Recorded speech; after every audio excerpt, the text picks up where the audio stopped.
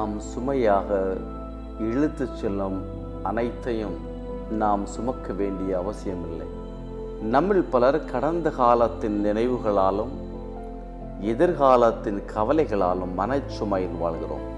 ஆனால் இந்த இரண்டையும் பற்றி தொடர்ந்து சிந்திப்பதால் வாழ்க்கையில் பெரிய மாற்றம் ஒன்றும் ஏற்பட போவதில்லை. எதிர்காலத்தையும் கடந்த காலத்தையும் முழுமையாக மாற்றும் சக்தி நமக்கு இல்லை.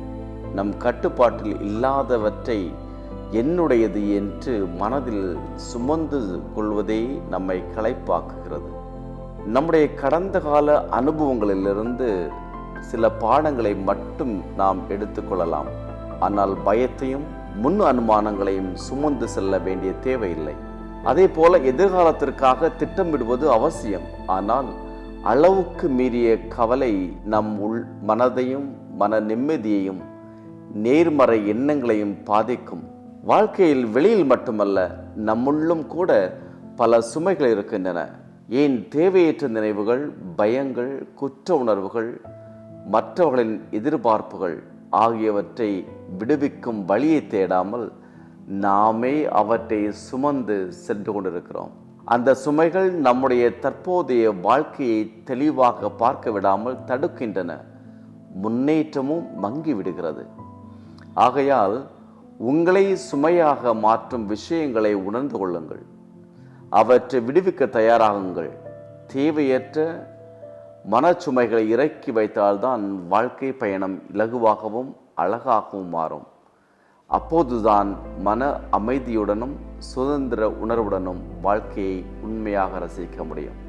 ஒருவன் தன்னுடைய வாழ்க்கை முழுவதும் ஒரு சுமையான ஒரு சாக்கு மூட்டையை தன்னுடைய முதுகிலே சுமந்து சென்று கொண்டிருந்தான். சுமக்க முடியாத சுமை அவனை கீழே தள்ளி கொண்டிருந்தது. ஒரு நாள் திடீரென்று சாக்கு மூட்டையானது அவிழ்ந்து அதிலிருந்த பொருட்கள் எல்லாம் கீழே விழுந்தது.